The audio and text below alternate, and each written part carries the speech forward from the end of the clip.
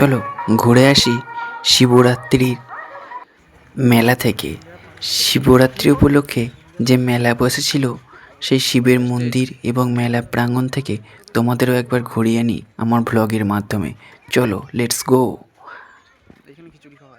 থাকতে যদি না দাও ধরা, আমি মরলে খুঁজবে কি আমার এত ভালোবাসা? তোমার মনে পড়বে কি আমার এত ভালোবাসা? তোমার